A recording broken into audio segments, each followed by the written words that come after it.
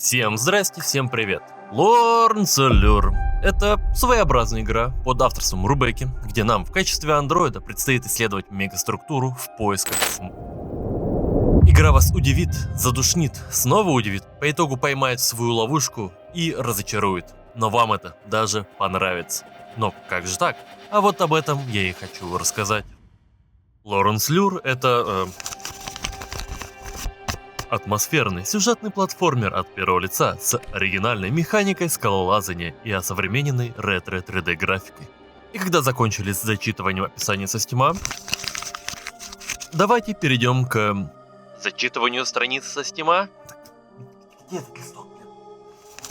Покинув родную колонию в погоне за таинственным гличем, главный герой-андроид оказывается во власти грандиозной и крайне опасной структуры. Никто из его народа даже и не подозревает о ее существовании. Дороги назад нет. Отныне путь лежит лишь вглубь структуры. Узнайте, куда же заведет андроида загадочный глич, и почему наш герой покинул свою родную колонию. Что ж, можем переходить к... Так, а что там за приписка ниже? Разработчик описывает контент для взрослых так. Мрачные темы, такие как экзистенциализм, война, суицид, депрессия, психические расстройства. Некоторые части могут содержать элементы хоррора, кровь и расчлененность. В основном против роботов. Окей. Что ж, давайте пойдем по порядку и по ходу будем касаться некоторых тем по отдельности. Игра начинается с мыслей нашего героя. Это было прекрасное место.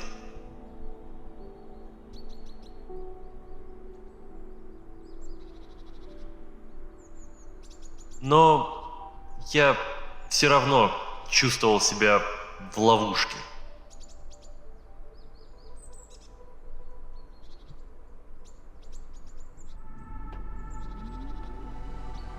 Поэтому я всюду искал выход.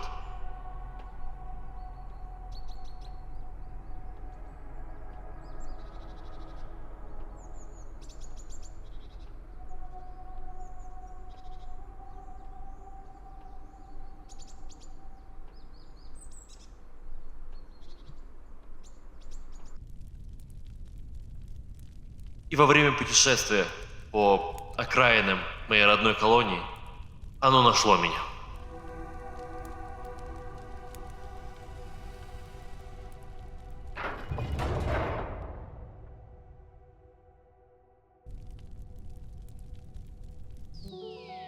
Оно открыло дверь, а я последовал за ним в бездну. Затем оно исчезло.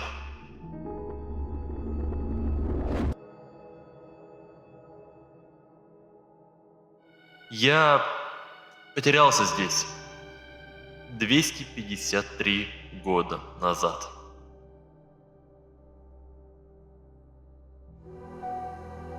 В месте, где меня не должно быть.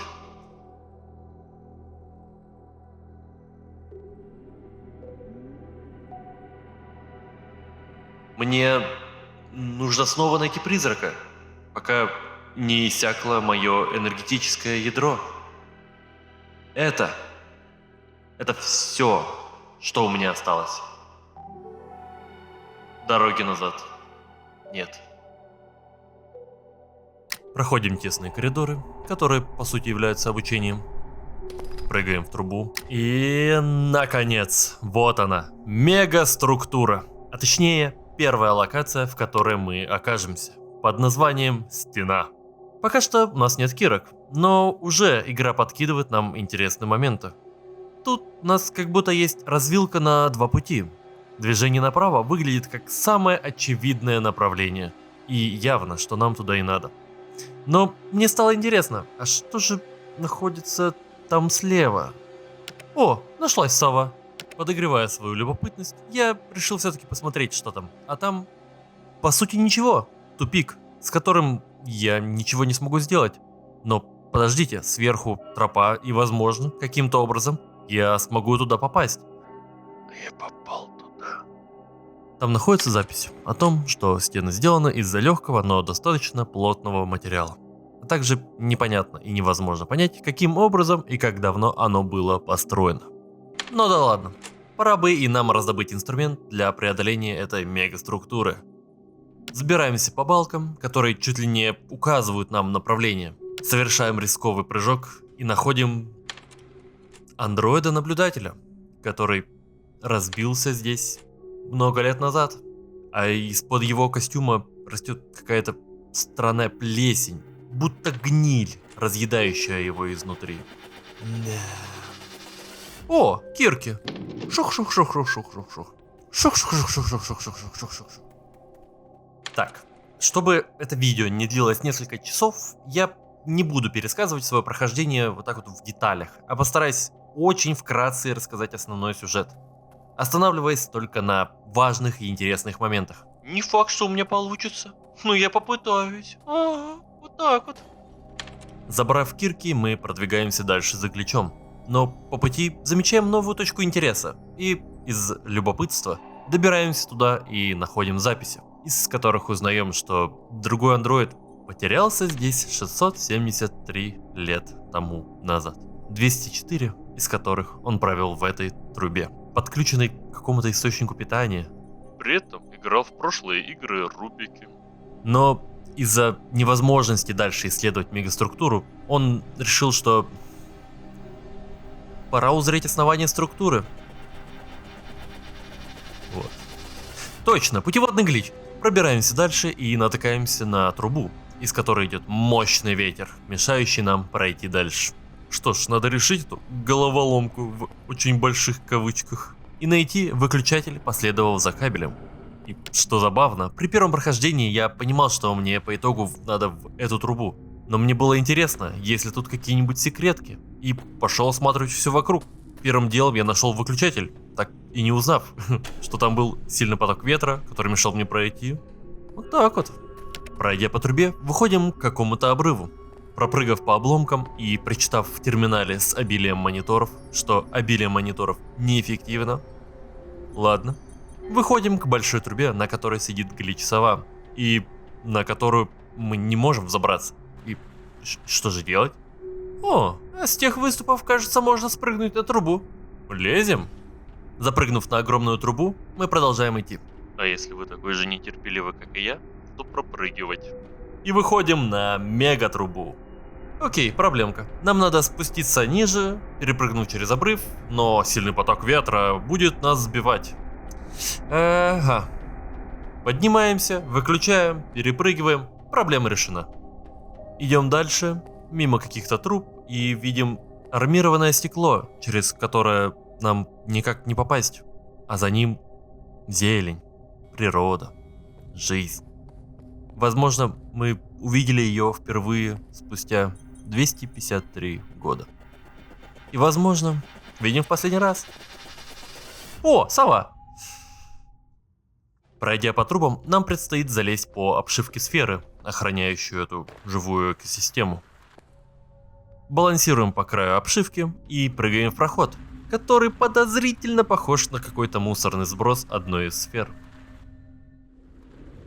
Пытаясь аккуратно спуститься, мы все-таки срываемся вниз. Приземление оказалось неудачным, и наш герой в поисках чего-то умер в какой-то мусорной трубе, так и не найдя ответа и не узнав секреты мегаструктуры. Вот так и заканчивается Лоренс Люр. Необычная игра от Рубики. Что ж, довольно коротко получилось, но все равно... Ладно. Шутки в сторону. Нашего андроида спасает какой-то летающий дроид. По пробуждению он заявляет: Короче, наблюдатель, я тебя спас и в благородство играть не буду. Забирай свои кирки в мастерской внизу, а затем поднимайся наверх, в медотсек. Работенка для тебя есть. Выполнишь пару заданий, и мы в расчете. Ну и мы так и поступаем. Шорк, прыг,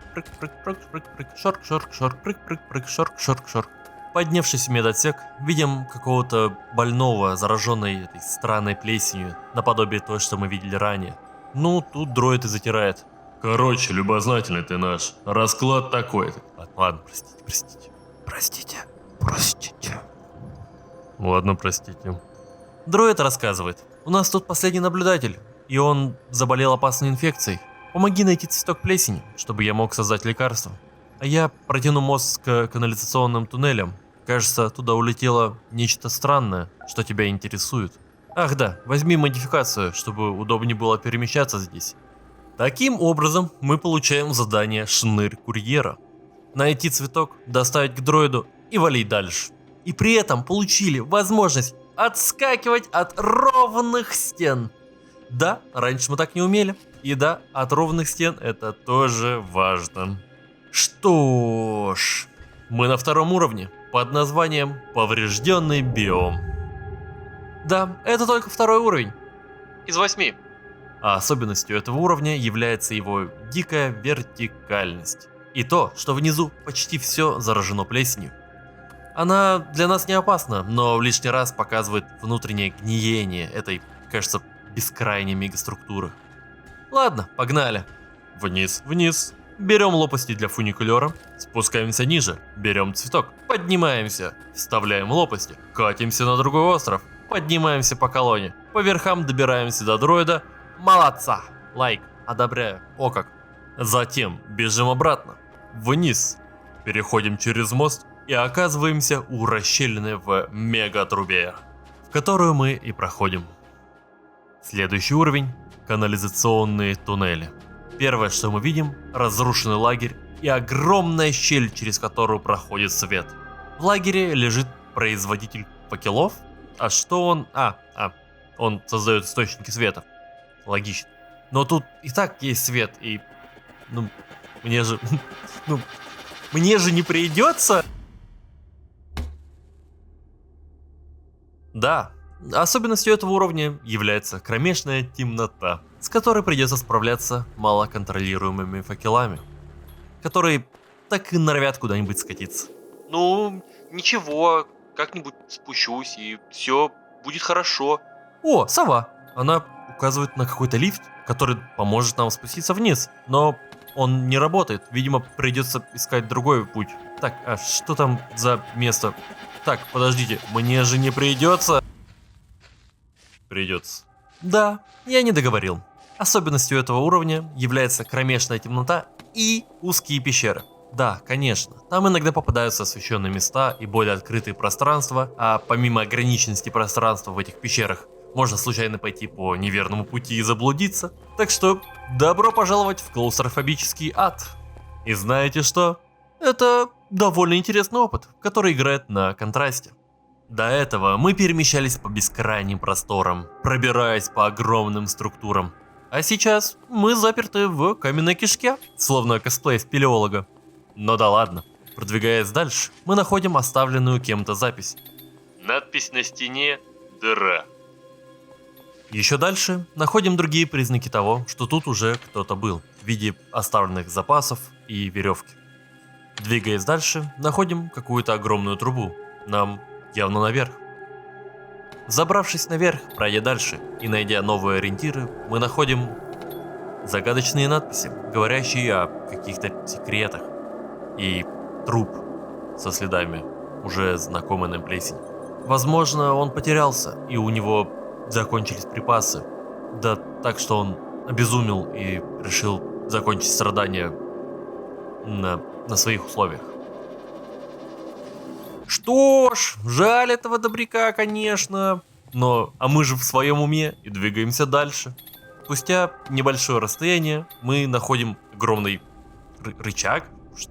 Откуда он здесь? Кажется, он как-то поможет нам с лифтом. Прыгаем своим металлическим задом на рычаг, тем самым повернув его. И получаем какой-то новый проход. Ладно, идем туда. Проходим еще чуть-чуть и находим живого исследователя. Неужели мы наконец-то встретили живое существо спустя все это время? С ним можно даже поболтать о чем-нибудь.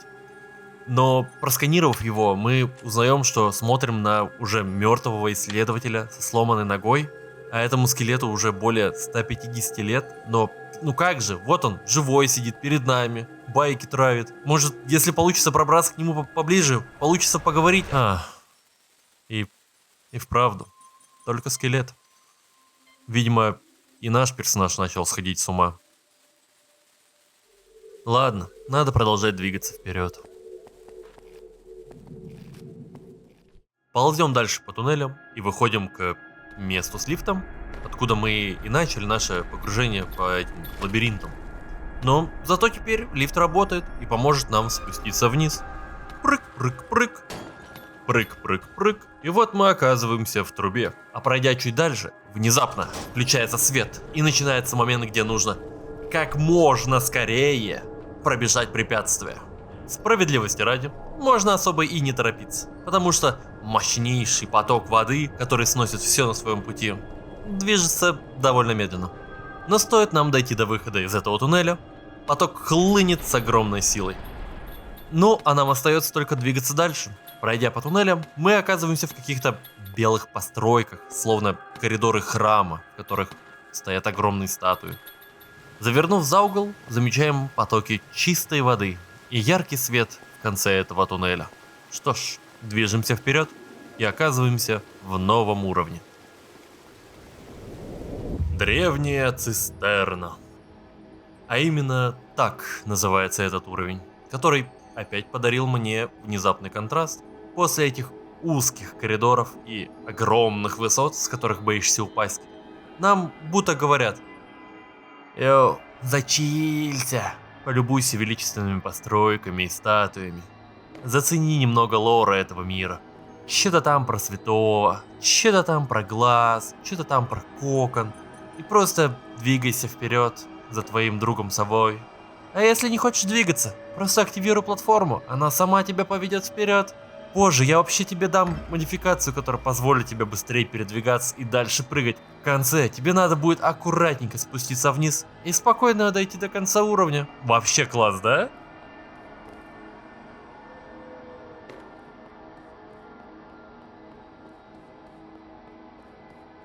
На следующем уровне нас ожидает небольшая кат-сцена. Найдя такое прекрасное место, я ожидал откровений. Я ожидал хоть чего-то. Все, что угодно, лишь бы не эти туннели. Все, что угодно, только бы не еще 5 лет ничего не делания. Пока.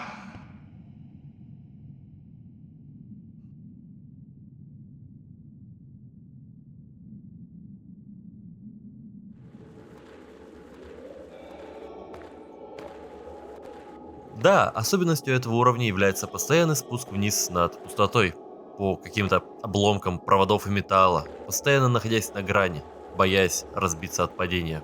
Ты постоянно задумываешься, а допрыгну ли я до туда, или стоит найти другой путь, но продолжаешь двигаться вперед.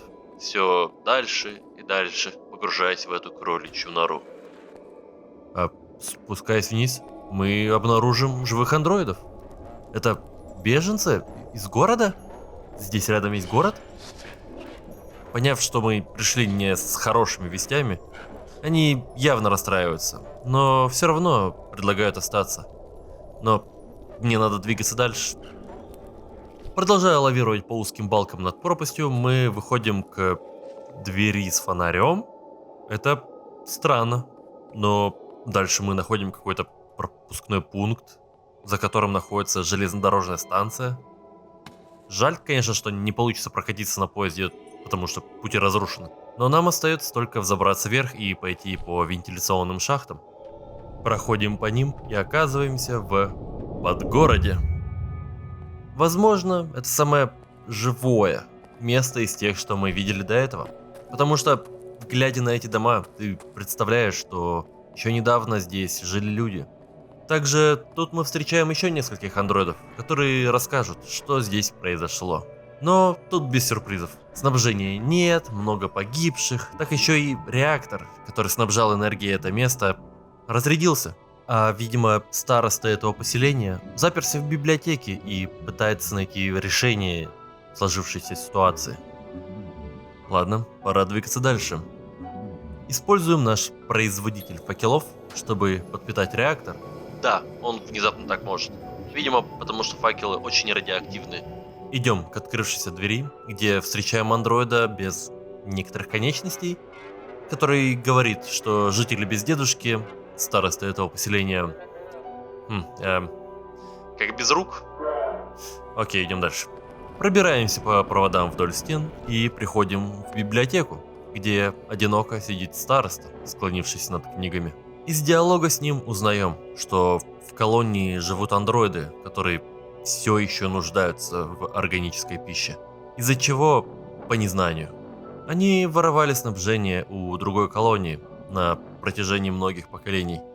Именно поэтому на них и напали, уничтожив практически все. О, терминал!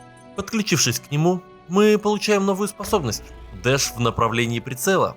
Теперь перемещаться по мегаструктуре будет еще проще. Возвращаемся обратно, перепрыгиваем через мост, который ранее не могли преодолеть, идем по длиннющей трубе, в конце которой резкий спуск и обрыв, в который мы чуть не свалились. Зато нас уже ждет наша верная сова.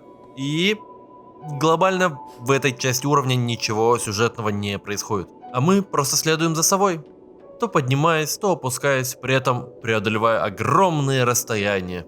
Но зато какие бескрайние виды. Хотя есть интересный момент. В этой локации мы все-таки можем догнать нашу сову, но получим только гличи по всему экрану. Ладно. Следуя за верным спутником, мы спускаемся в какие-то песчаные каньоны, которые и являются следующей главой нашего путешествия. Фундамент. Так называется следующий уровень, по которому мы пройдемся довольно быстро, потому что глобально тут ничего нового не происходит. Все так же движемся вслед за совой по новому биому. Из интересного и необычного здесь можно подметить следующее. Более часто появляются ветряные потоки, которые сдувают нашего персонажа, и на которых завязана часть прохождения этого уровня. Да, мы и раньше могли с ними столкнуться, но их было крайне мало, да и можно было спокойно пропустить такие моменты. Также, если проявить любопытство и полезть в не самое примечательное место в скалах, можно обнаружить это. Огромный люк и сидящий на входе мертвец. А также далее, в очень неочевидном месте, и только на НГ+, можно найти другой подобный люк, рядом с которым находится уже куда больше мертвецов. А еще на протяжении всего уровня можно найти палатки и лагеря военных, а дальше найти и какое-то поселение военных, которое превратилось в поле битвы. Тут же можно найти и остатки атакующей стороны, в виде большого сожженного беспилотного дрона. Стоит обратить внимание, что этот лагерь находится практически на руинах какой-то другой цивилизации. И вправду, продвигаясь дальше, мы увидим все больше и больше подобных построек. Но все оно затоплено в неведомой черной жидкости. Пройдя дальше, мы увидим знаки, мягко намекающие, что здесь никому не рады.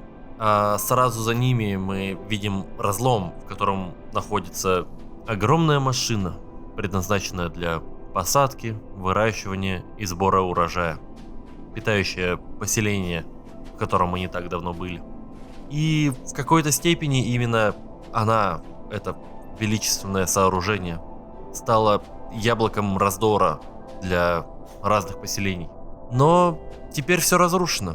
Поселение почти уничтожено и продолжает жить лишь в надежде на восстановление снабжения. А машина, питавшая их сотни лет, больше не принесет плоды. Ну вы поняли, да? Яблоко раздора не принесет плоды? Ладно. Идем дальше. Выйдя из другого разлома, мы выходим в бескрайние просторы с крутым обрывом перед нами. Как внезапно перед нами пролетают те самые боевые дроиды. Неужели это безжалостное побоище еще не закончилось? Это не мое дело. Зато впереди находится какая-то башня с каким-то шипом на верхушке. Я не уверен, но возможно именно туда мне и надо. Ведь не зря же я проделал весь этот путь, да? Спускаемся, проходим по импровизированному мосту, поднимаемся к основанию башни и узнаем занимательный факт.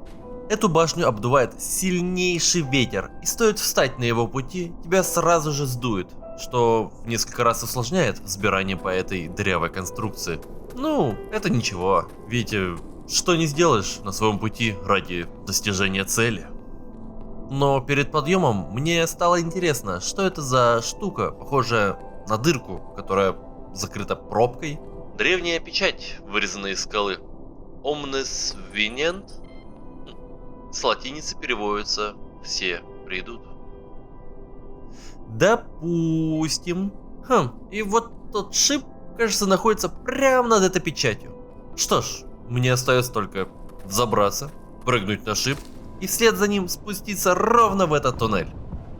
Летя вниз, я решаю использовать кирки, чтобы затормозить падение, но пац, и мои верные спутники разлетаются вдребезги. Остается только тормозить всем телом. К счастью, приземление оказалось довольно мягким, но кирки безвозвратно уничтожены. Пройдя по коридорам и забравшись наверх, мы наконец встречаем нашего верного друга и оказываемся в главе «Затонувший город».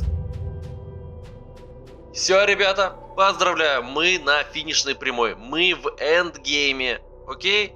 Класс. Так, а сколько там занял этот краткий пересказ истории? Оу, почти полчаса. Well?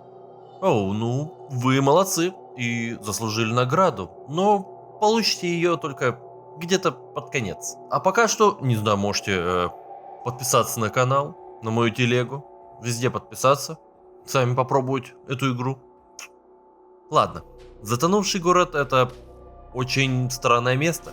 Помимо того, что тут все затоплено черной жижей и весь уровень состоит как будто из необъяснимого переплетения пустых зданий, тут есть вот эти ребята. Эти наблюдатели будто застыли во времени, при этом постоянно гличуя. Может, это вообще фантомы или что-то типа отзвуки эха из прошлого. Занятно. Но скоро я все выясню. Кстати, рядом с первым наблюдателем можно увидеть несколько шлемов, которые они оставили здесь по неясной причине. Что странно, потому что воздух здесь крайне небезопасен. Ладно, следуя за совой через здание, начинаю подниматься выше и нахожу еще один фантом наблюдателя. Я больше не хочу здесь находиться. Окей. Продвигаюсь дальше и нахожу какой-то алтарь в окружении черепов, а рядом проход с еще одной кучей костей. Продолжаю идти и... Это... Что? Это что там за дискотека? А, это, кажется, ребенок, сидящий перед экраном. Непонятно, жив ли он и что за дичь он смотрит. Я уже говорил, что этот уровень странный.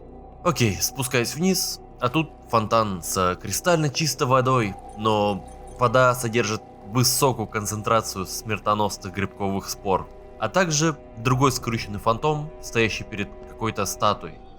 Я не должен был этого видеть. Я не могу их догнать. Львы, они ждут. Я не должен был видеть. Ладно, мне, пожалуй, пора. Выше нахожу такую же статую. Похоже на какой-то религиозный символ, или же она указывает куда-то. Пробираюсь по краю и выхожу к еще одному фонтану. О, а что это там? Оу. Этот наблюдатель был раздавлен булыжником. Он все еще жив и, вероятно, испытывает сильную боль. Похоже, они пытаются закричать, но безрезультатно. Окей. Опять находим телек.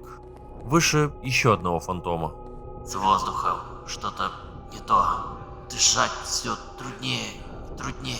И становится холодно. А недалеко от него вот это. Что ты, блять, такое? Окей, понятно. Я пошел дальше за своей верной совой. Сбираясь все выше и выше, я выхожу к... Это что, собор? Ты вела меня сюда?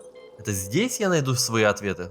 А, нет. Тут сидит еще один наблюдатель и выцарапывает на монолите какие-то символы. О, а рядом их лагерь. Мы нашли этот древний город во время миссии по обследованию местности для комбайна. Остальные сразу почувствовали себя как дома и сняли свои шлемы.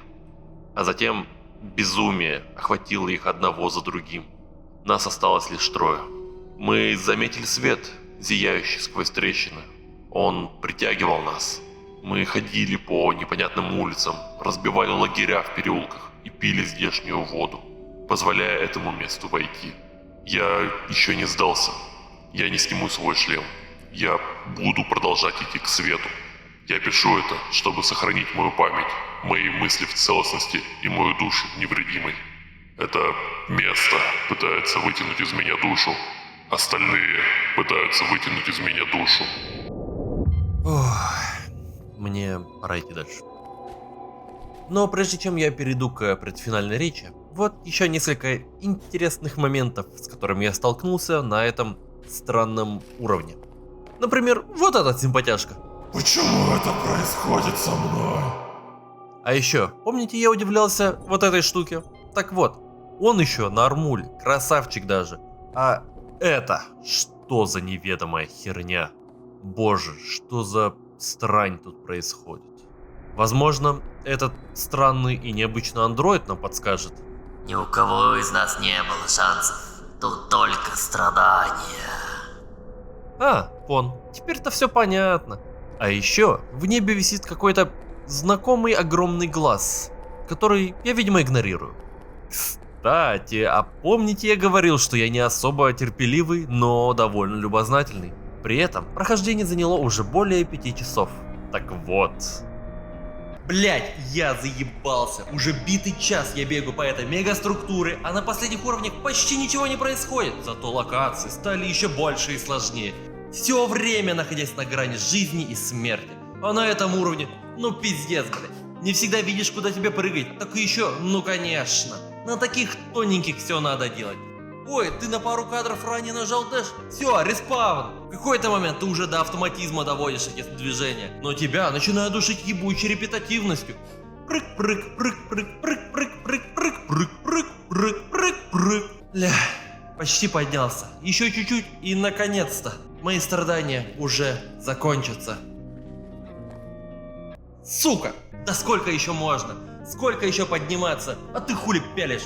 Блять, что мне в ножопе не сиделось? Все же нормально было. Солнышко, травка зеленая, чистый воздух. Но нет, на кой хер поперся в эту ебучую структуру за этой ебучей гличсовой?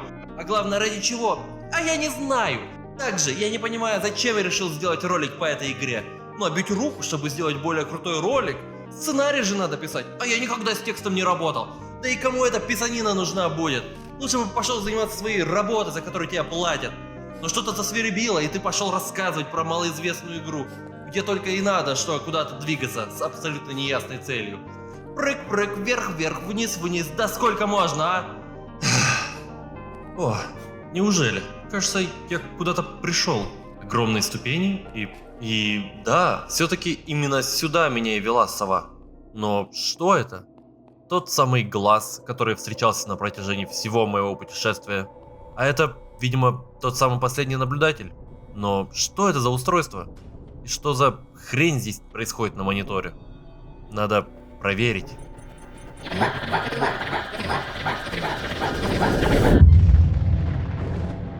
Оно заработало. Видимо, мне туда.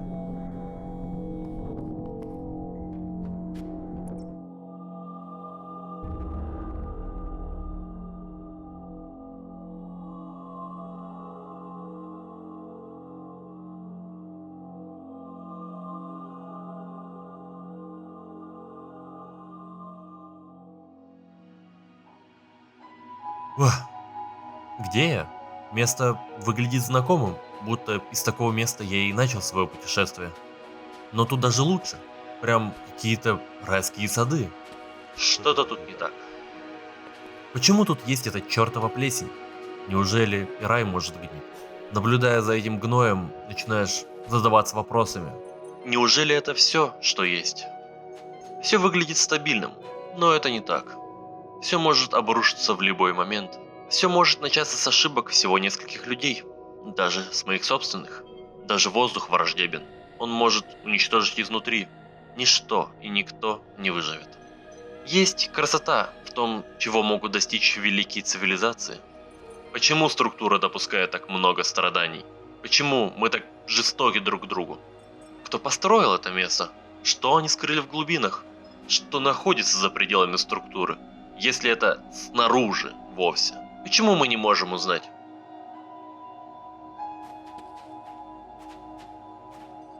Ах да, на этом уровне я вновь нашел кирки, но помимо них теперь у меня есть крюк-кошка. Вау, это ж так улучшит и упростит перемещение по этому последнему уровню.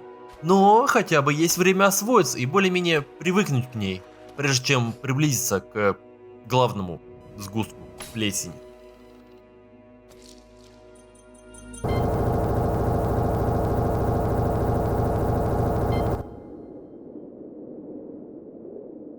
Пади. Душа из проводов и металла. Твое время на исходе. Ты был у берегов большого водоема, но тебя мучила жажда. Многие покидают отравленные моря, чтобы найти то, которое покинул ты. Но ты не пил.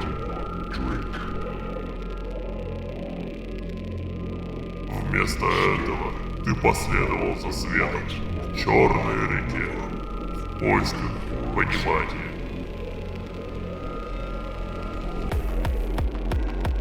Ничтожество, ты потерян. Заманен, чтобы исполнить свое предназначение. Вот он, финальный босс-раш. Босс-раш? Ну да, смотрите. Это по сути босс, который виноват в том, что я угодил в эти самые темные участки мегаструктуры.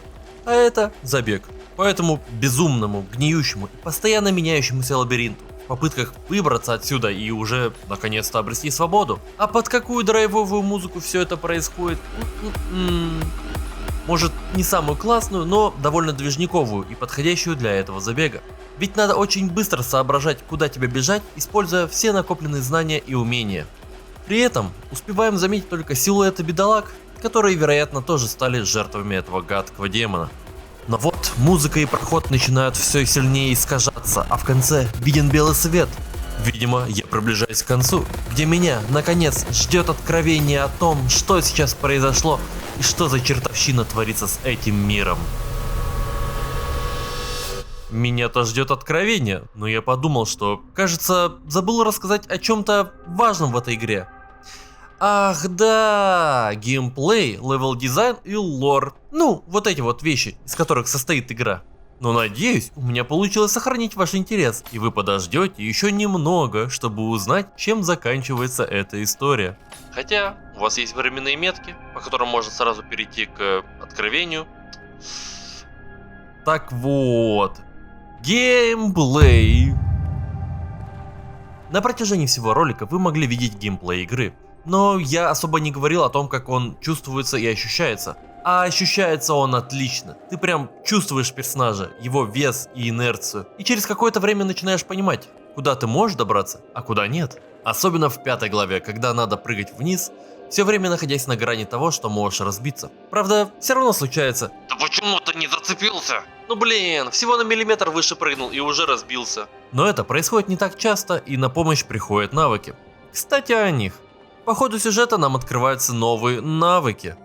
Кирки, прыжок от стены, генератор факелов, улучшение подвижности, дэш в воздухе и крюк-кошка. Вроде и так понятно, что делает каждый навык, но есть нюанс. Кирки, которые дают тебе в самом начале, твои лучшие бро, и с их помощью можно с легкостью цепляться и карабкаться по стенам, пока ты не столкнешься с металлическими или не идеально ровными поверхностями, за которые ты уже не сможешь зацепиться. И также у меня была ситуация, когда после продолжительного момента, где все было из металла, я попросту забыл о существовании кирок, хотя казалось бы, они прям перед глазами. Вот они. Отскок от стены. Казалось бы, эта штука должна быть доступна почти что сразу, но она открывается только на 2-м уровне. Но да ладно, просто это как-то странно. После кира, который сильно меняет твой способ перемещения, давать такой навык, который не то чтобы сильно влияет на твое передвижение. И ладно, казалось бы, все классно, берешь и отскакиваешься от стены. Но тут приколы примерно такие же, как и с кирками. Ты можешь отскочить только от прямой стены, находясь на нужном расстоянии и под правильным углом к этой стене. Из-за чего частенько может случиться так, что вроде бы все сделал правильно, но ничего не происходит, а ты летишь в пропасть. Генератор факелов. Ну, он дает источники света, которые по физике будут куда-нибудь катиться. Из особенностей только то, что если зажать этот навык, то факел полетит дальше и прилипнет к первой преграде. Зацените, с каким прикольным звуком они отскакивают от поверхности. Улучшение подвижности мы скипаем, потому что все, что оно дает, это увеличение в 2 раза скорости бега и длины прыжка. Дэш в воздухе. А вот это интересно, потому что теперь мы можем еще более эффективно перемещаться по мегаструктуре. Нюанс заключается в том, что во время прыжка нам доступно только 2 рывка, а все из-за ограниченного количества энергии. Крюк-кошка. Это второй твой лучший бро, потому что с помощью этого инструмента ты сможешь аки заправский Спайдермен летать по всей мегаструктуре. Но сей девайс появляется только на последнем уровне, где у нас не так много времени, чтобы его опробовать и прочувствовать этот инструмент. Но на НГ+, о котором будет чуть далее, это очень интересный и прикольный инструмент, который позволяет, возможно, несколько иначе взглянуть на все прохождение игры. Обучение. Мне понравилось, что несмотря на моменты, когда тебя практически по-миядзаковски выкидывают на просторы мегаструктуры, игра захочет удостовериться, что ты знаешь, каким способом ее можно пройти, и тем самым обучает движению и навыкам. Правда, иногда игрока, как ребенка, ведут за ручку. Вот, смотри, сюда прыгаешь, скатываешься на попе и прыгаешь дальше. Ты получил кирки? Молодец! А теперь вот тут взберись наверх и иди дальше. А главное, что интересно в таком обучении, так это то, что все выстроено так, что ты не сможешь пройти дальше, пока не научишься пользоваться обучаемой способностью. Как пример, прежде чем получить кирки, надо прыгнуть на платформу, с которой уже не выбраться. А получив их, надо кирками взобраться по стене и прыгнуть на выступ, по которому уже можно будет пройти дальше. Ну а также в контексте обучения стоит, конечно же, сказать об этих недодиегетических надписях, которые просто появляются в нужный момент времени и как раз таки указывают о каких-то возможностях, которые существуют. Типа, вполне прикольно, но вот так вот. В настройках можно отключить для большей иммерсивности. НГ+. Пройдя игру хотя бы один раз, откроется возможность пройти любой уровень со всеми улучшениями и навыками с самого начала. Что дает довольно необычный опыт прохождения уже пройденных уровней. Что, логично, да. НГ+, со всеми навыками, и теперь место, которое было проблематично проходить, теперь пропрыгивается за 2 дэша. Да даже клаустрофобичные туннели теперь можно просто скипнуть, аккуратно все пролетев на крюк кошки. Знаете, проходя игру во второй и последующие разы, я почувствовал какое-то знакомое ощущение. Outer Wilds. Пожалуйста, поиграйте в Outer Wilds.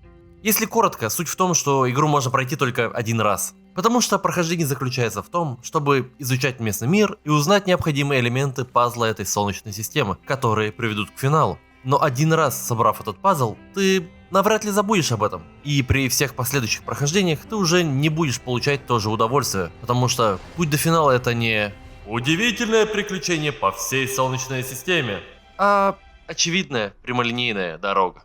Также и в Лоренс Люр. Пройдя один раз, ты запоминаешь все пути, из-за чего уже теряется эта радость от нахождения и преодоления пути. Ну и ладно. Пожалуйста, поиграйте в Outer Wilds. Но помимо удобства перепрохождения уровней, НГ+, дает волю в исследовании этой таинственной мегаструктуры, о которой пора и поговорить. Мегаструктура. Ох уж эти мегаструктуры. Величественные и бескрайние, таинственные и манящие, бетонные и стальные. Да, мне абсолютно нечего сказать. Просто эти структуры это то, что лучше увидеть, что вы и наблюдали на протяжении всего этого видео. А еще лучше побывать там самому. Не зря же эта игра про путешествие по мегаструктуре. К тому же мне не особо интересно рассказывать про мегаструктуры как явление. Как минимум потому, что уже есть другие люди, которые рассказали об этом более подробно и с интересных углов. Например, видео Джопа Джека, Йопа Яка, Йопа Жака, Жака, где он также касается нашей сегодняшней игры. А еще пока я делал этот ролик, странный ютубер, буквально, сделал видео, где пытается более подробно исследовать именно мегаструктуру в Лоренс Люр. Так что после просмотра этого видео можете заценить его И пускай мне глобально нечего сказать об этом мире, но есть несколько интересных моментов, которые мне понравились и о которых я хочу рассказать.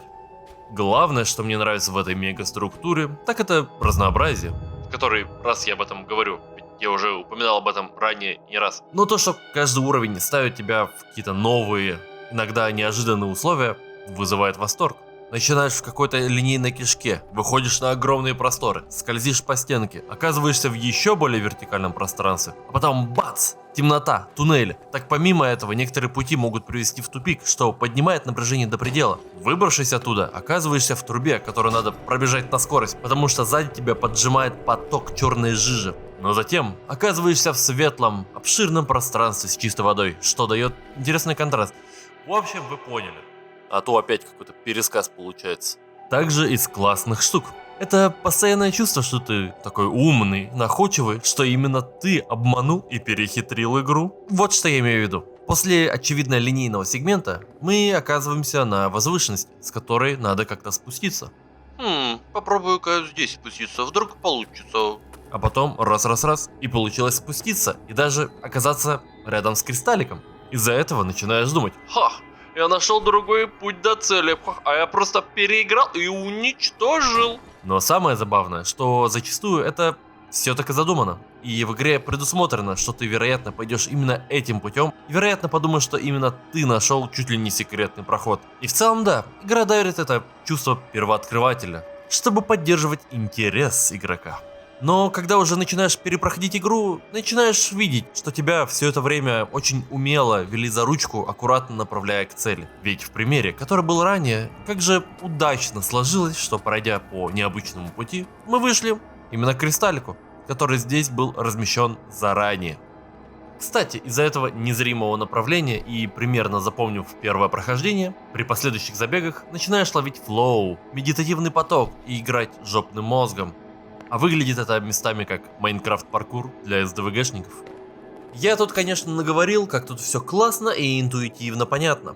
Но все-таки иногда возникает ситуация: ну и куда же мне, блин, идти? И вот тут на помощь приходит вещь, о которой стоит сказать. И которую я не придумал, куда вставить. Навигационная метка. Жмешь кнопку, и появляется метка, которая показывает, куда тебе надо. Но как туда добраться, все еще остается за тобой. Мне нравится свобода в использовании этой функции.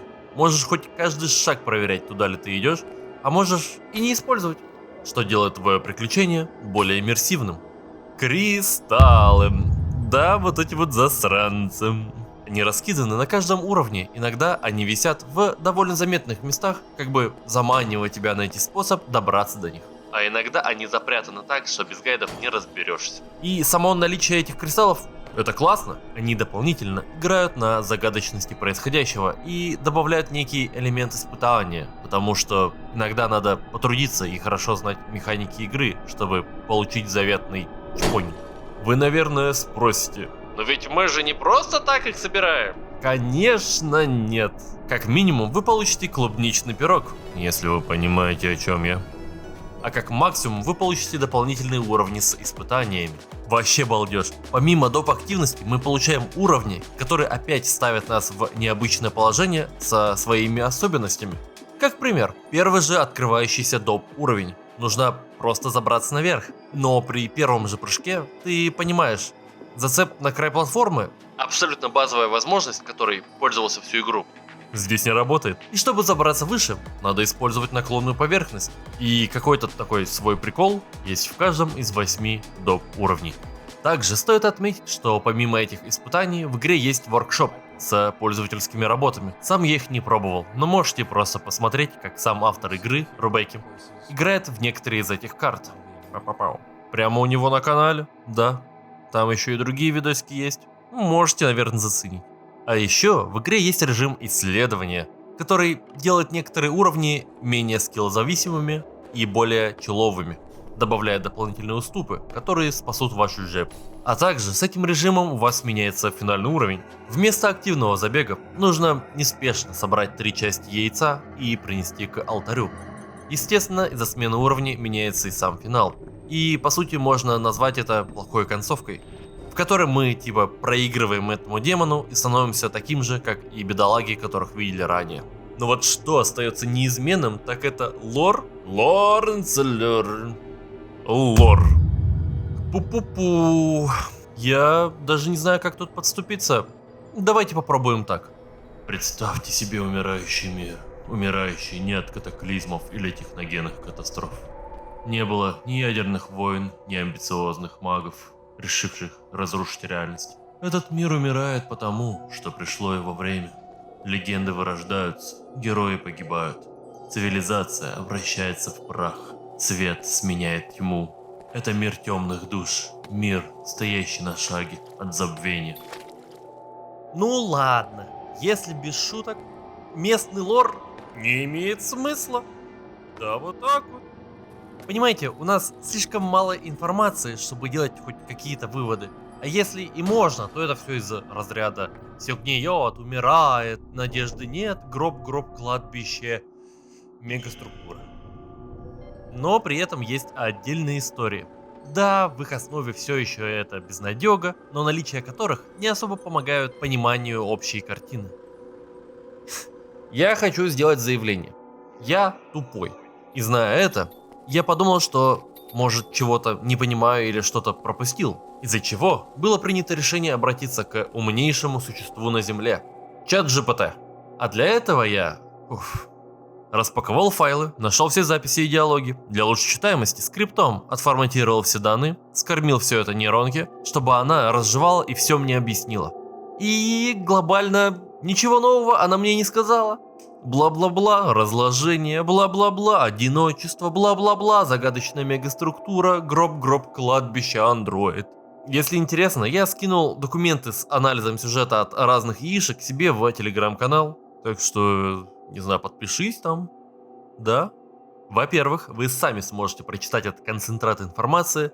А во-вторых, это ж ё-моё, вот до чё технологии-то дошли. Говоришь, подумай за меня, а он и думает, прикольно. Так что заходи в телегу, там прикольно.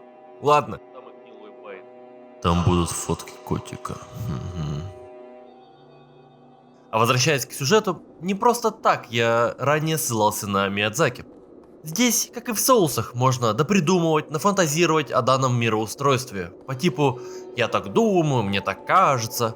Но, в отличие от душ, тут у нас очень мало данных и событий, чтобы собрать какую-то цельную картину. А те моменты, которые есть, либо загадочные, чтобы быть загадочными, либо довольно прямолинейные. Одни случайно воровали припасы у вторых, вторые атаковали и почти уничтожили первых, и за бой не было уничтожено устройство, которое создавало припасы.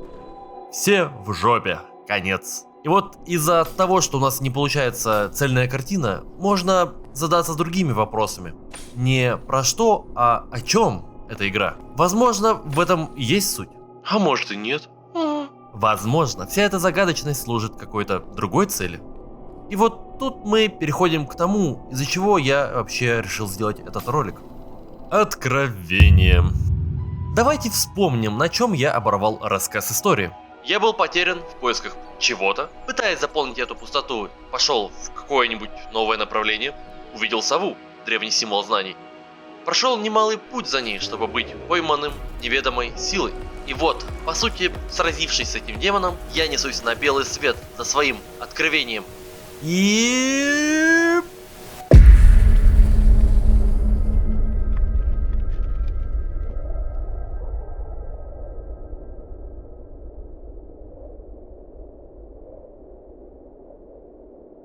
Добро пожаловать в жизнь, наблюдатель. Ты смог пережить встречу с необыкновенно гадким демоном. С тем, что заманивает потерянных до самой черты их сознания, дабы насыщаться безумием. Он вызывает у тебя чувство любопытства, вызывает ощущение, будто ты избран для раскрытия великих тайн этой структуры. Большинству не удается избежать распада, но те, которым все-таки удалось, они материализуются здесь. Знаю, это совсем не то, что ты себе представлял. И оказаться одураченным приходится по нраву немногим. Особенно после такого долгого путешествия, проведенного в ожидании некого откровения. Но ты все еще жив. И даже если ты никогда не вернешься домой, ты все равно волен карабкаться вверх. Главное, не иди вниз. Поверь мне, там уже нет ничего хуже того, что ты испытал. О, и если ты снова увидишь тот свет, просто отвернись.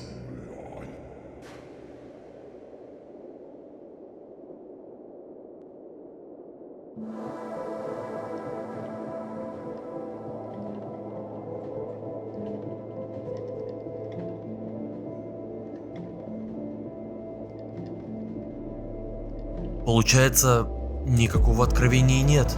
Я отправился в это приключение, откинув все.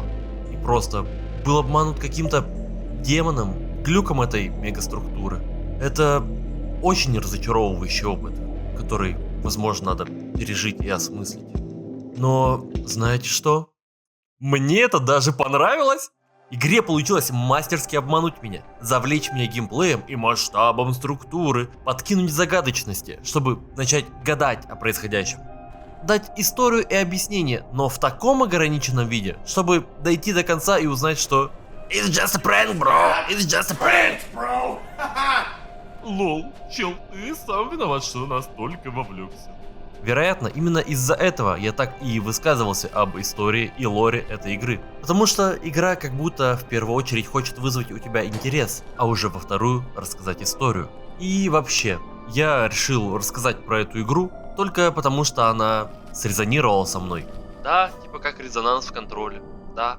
Ну, смотрите, вот живешь, и вроде все нормально и хорошо. Где и на что жить есть. Солнышко светит, ветерок обдувает. Кайф. Но не отпускает чувство, что что-то не так. Как будто все перестало приносить удовольствие. И ты абсолютно не понимаешь, в чем причина и что с этим делать. Главное, что ты начинаешь задаваться вопросом, а зачем оно все? Без каких-либо летальных мыслей. Я запрещаю суицид. Но затем, не помню как именно, я нахожу эту игру, где главный герой... Ой, ребята, ну чисто я! Живет спокойной и размеренной жизнью, но вот все равно чувствует, что что-то не то, будто он в ловушке. Ну, вы поняли. Но он сделал очень важную вещь. Он решил двигаться вперед. Он не имел какую-то конечную цель, но он просто продолжал свой путь.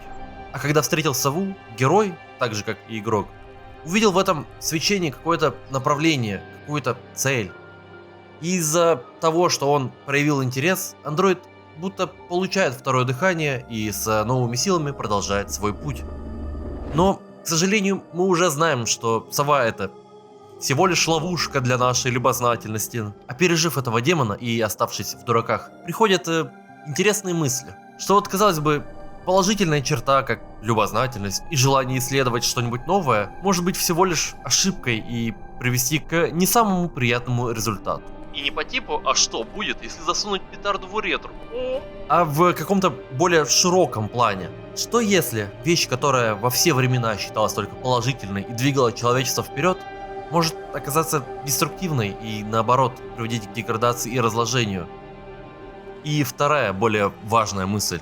Даже если у тебя опускаются руки и ты оказываешься в низшей точке, не надо поддаваться этому деструктивному потоку, из которого может и не быть выхода. А стоит начинать движение вперед, начать совершать хоть какие-то действия. Да, в какой-то момент ты можешь угодить в ловушку, очередную пропасть.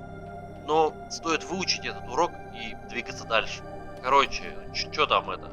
Что нас не убивает, делает нас сильнее, just do it, все такое. Ауф. Просто, как я и говорил ранее, я и сам был в довольно низком неопределенном состоянии, когда у меня не было интереса к чему-либо. И я решил совершать хоть какие-то движения, выбивающиеся из этого рутинного цикла. И как геймер, я решил попробовать какие-нибудь новые необычные игры. А то все превратилось в типичное Дейлики 1, Дейлики 2 и какой-нибудь шутан. Так я наткнулся на эту игру, и внезапно она оказалась в нужном времени и месте, и срезонировала со мной. Что забавно, одной из подобных игр оказался Genshin факт. Может, когда-нибудь потом об этом расскажу. Это напомнило мне, что я думал попробовать что-нибудь поделать на YouTube. Тем более, что у меня уже были кое-какие идеи, но меня вечно удерживало и отпугивало. Ой, а кому это надо будет? Ой, да про все уже сказано. Ой, это же надо будет свой голос записывать и слушать его. Ой, опять что-нибудь сделаю, потрачу время, и оно, по сути, уйдет в стол. Ой, я и с текстом-то никогда не работал, а еще и с ютубом разбираться, там, запретки, не запретки, вот эта вся штука, чтобы оно хоть как-то что-то кому-то показалось, блин. И было множество других подобных отговорок, но почему-то именно Лоренс Люр побудил меня попробовать сделать хоть что-то. И ведь если у меня хватило сил на то, чтобы поиграть в какую-то индюшную игру, то, наверное, будут силы и на что-то еще. Поэтому в качестве пробы решил написать небольшой сценарий про эту игру, по которому уже сделать видео. Как видите, небольшое это понятие растяжимо. Все записал, смонтажил, и вот вы смотрите этот ролик, за что я вас и благодарю. Очень забавно писать сценарий, будто ты уже закончил монтаж и опубликовал видео. Что из этого всего выйдет и буду ли я делать что-либо дальше? Я не знаю. На это, конечно, может повлиять ваша реакция на это видео, но я решил попробовать сделать хоть что-то, не понимая конечной цели. И даже если столкнусь с сиянием какого-нибудь ложного направления, надеюсь, я переживу и продолжу этот путь. Главное, помните, вы все еще живы. И даже если вы никогда не вернетесь домой, вы все равно можете двигаться вверх. Главное, не идти вниз. Поверьте мне, там уже нет ничего хуже того, что вы испытали. О, и если вы снова увидите то сияние, просто отвернитесь.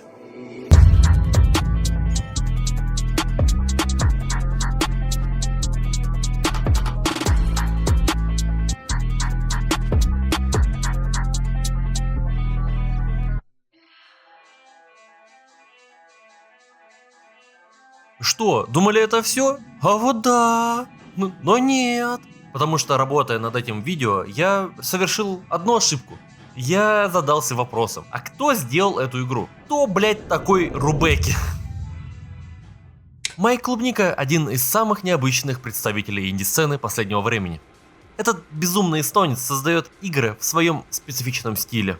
Просто я вспомнил про Майка Клубника, создателя Бакшот Рулета и множество разнообразных других игр с каким-то своим вайбом, которые чуть ли не все объединены в единую вселенную, что делает Майка и его игры более интересными. Ну, я и подумал, вдруг у Рубеки тоже есть другие игры, с которыми интересно будет ознакомиться. И да, они есть. Что-то определенно есть. Но все не так круто, как у Клубники.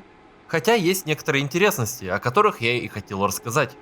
А помните, в начале истории я показывал вам первое место интереса, где упоминал, что андроид, который решил познакомиться с основанием, играл в прошлые игры Рубеки. Так вот, давайте пойдем по этому порядку. Но первым делом расскажу про Hollow Head, потому что это довольно классический инди-хоррор, абсолютно непримечательный, особенно в контексте Лоренса Люр. Ходишь по коридорам в темноте и иногда ловишь бу-моменты. Сам не играл, так как неинтересно и платно. Хэтч. Тут у нас уже появляется вертикальность вместе с целью подняться вверх. И все это с условием не находиться под длительным взором подозрительно знакомого ока. А также начальная локация очень похожа на то, что мы видим в конце Лоренс Люр. Дью. Следующая игра Рубеки, которая продолжает тему взбирания и была сделана для вот этого двухдневного джема. Тут обыгрывается тема с жертвоприношением неким богам. И по сюжету надо отнести некое подношение на алтарь, который отвезет его к божеству. Но добравшись до цели, выясняется, что этого недостаточно и необходимо самому стать этой жертвой. HTBL. Это игра, которую Рубеки попытался немножко удалить из истории. На Ичи ее нет, но нашел информацию в его твиттере. И по сути он пытался сделать типа такие свои танчики. Вроде прикольно, но дальше это никуда не пошло. Так что и мы идем дальше. Kill the KOTH. Продолжение развития темы механика скалолазания. Но что забавно, самого развития этой механики не особо наблюдается. Смотрите, в Hatch у нас по сути был серфинг по наклонным поверхностям. А уже в Due появилась возможность карабкаться по вертикальным поверхностям. Но в этой игре изменились только кирки. Ладно, сюжет. Люди зовут и манят охотника на свои берега, чтобы подняться на холм и убить их короля, который прогнил до основания. Мать, статейка нахуй. Короче, поднимаемся в шахтерскую колонию, видим, что там все очень плохо, гроб, кладбище, тиран. Идем разбираться, поднимаемся наверх, находим этого злобного, ужасного тирана, которым является Цезарь. Но не тот Цезарь, который Цезарь, а тот, который с креветками. И убиваем его.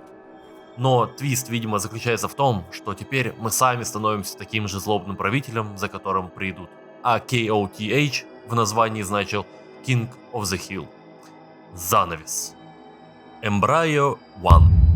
А вот это привлекло мое внимание, и во многом именно из-за этого я и решил рассказать про другие игры Рубеки. Но стоит сначала вспомнить The Beginner Guide. Можно много рассказать про это гениальное произведение, потому что там есть про что поговорить.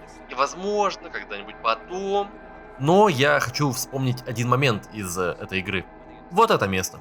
Эта игра, эта локация выглядит как обычные кубы с лестницей, но стоит так или иначе подняться наверх, и мы оказываемся в комнате, где просто так летают идеи и концепты для игр. Абсолютно разные и странные. Вот все, что пришло в голову, то и оказалось здесь. В свое время меня так поразило это место, оно одновременно гениально и абсолютно глупое. Я не знаю, просто факт того, что чувак сделал целый уровень, просто чтобы хранить все свои безумные идеи и концепты. Ну типа, можно было и просто в блокнотик все это записать.